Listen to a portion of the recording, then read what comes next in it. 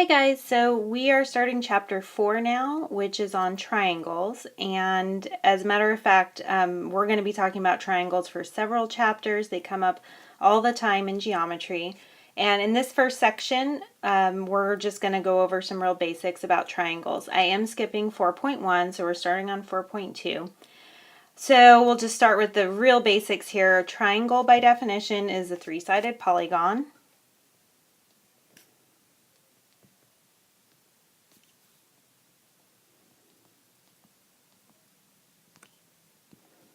The sides are the line segments that form the triangle. So in the picture that I have here, they would be segment AB, segment AC, and segment BC. The vertices are, that's just another word for the corners. Each vertex is one of the corners, and each vertex is just the points that are at the corners. So point A, point B, and point C. And then the angles are the three angles that form the triangle. Same name as the point, so we have angle A, angle B, and angle C. Now, something that we're going to talk a lot about with triangles is the notion of opposite sides. And when I say opposite sides, I'm not talking about two sides that are opposite, but a side that is opposite one of the angles. So every angle in the triangle has a side that's opposite it, and it's basically the side that is all the way across the triangle from the angle, or the side that's not touching the angle. So for angle A, which is up here, the side that is opposite it is BC. It's the only side that's not touching point A. So angle A is opposite side BC. Similarly, angle B is opposite side AC.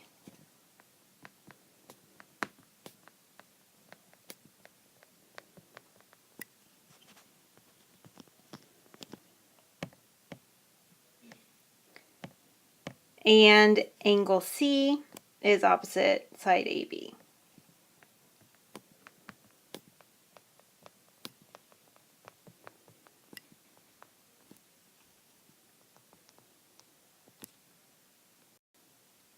There are two ways to classify triangles, so we can put triangles into different categories.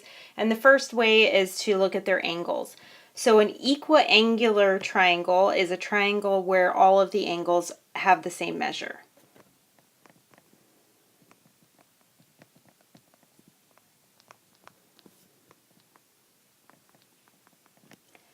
An acute triangle is a triangle where all of the angles are acute, or less than 90 degrees.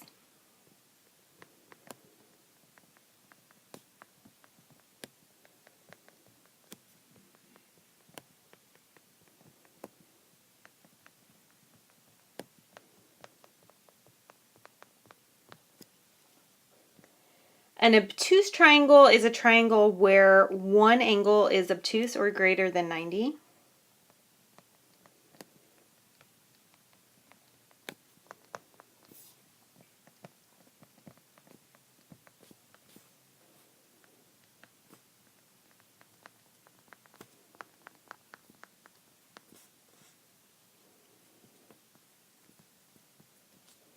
And then a right triangle is a triangle where one angle is a right angle or 90 degrees.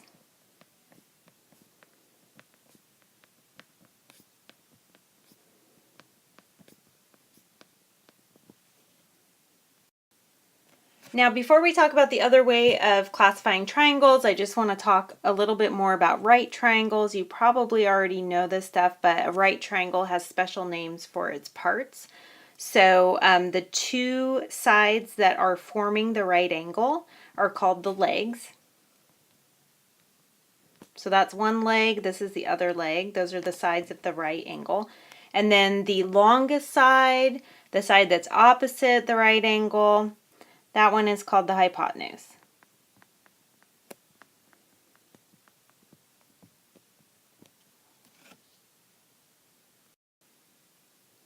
Now the other way of classifying triangles is by the sides. So we can have an equilateral triangle, and that means that all of 3 sides are equal in length.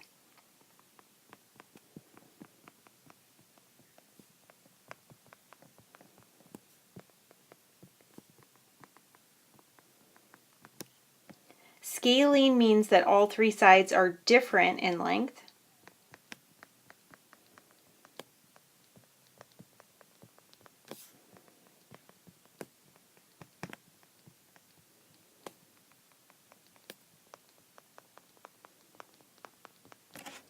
And isosceles means that 2 of the sides have the same length.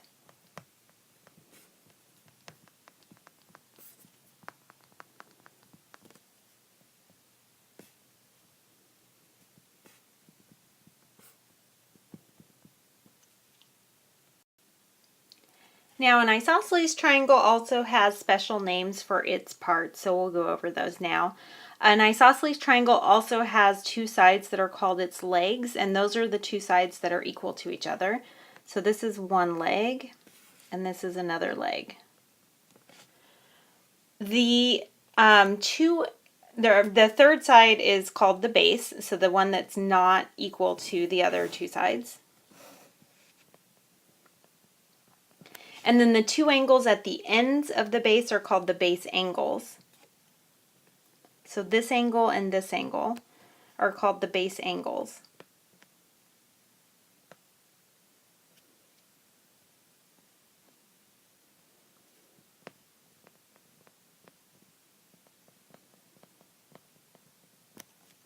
And then the other angle is called the vertex angle.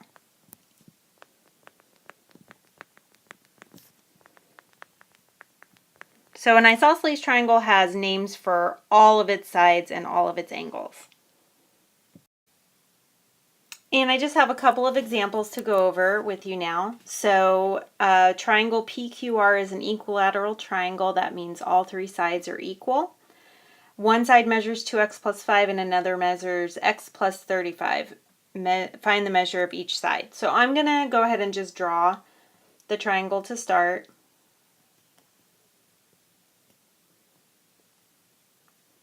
It's equilateral, so we know all 3 sides are the same. And since they are the same, it doesn't matter which one I label 2x plus 5 and which one I label x plus 35.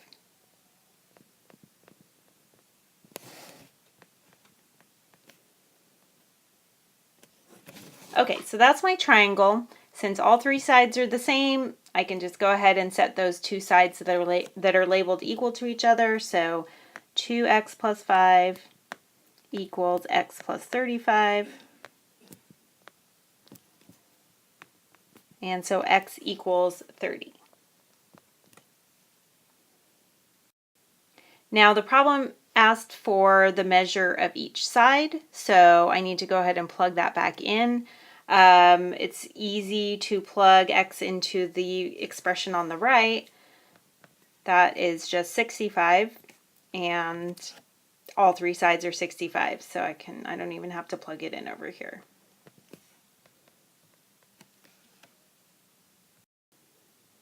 And for my last example here, I have an isosceles triangle.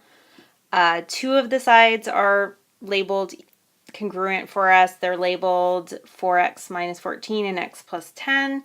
This asks me to find the perimeter. So what I need to do is use these 2 sides that are equal to figure out what x is first. So I'll say 4x minus 14 equals x plus 10. So 3x equals 24, x equals 8. All right, so if I want to find the perimeter, that means I need to know how big each side is. So now I need to go back to the picture and plug 8 in for x. So my base is 8, and then my legs are 18 units in length. And so then for the perimeter, I'm just going to go ahead and add those 3 numbers together.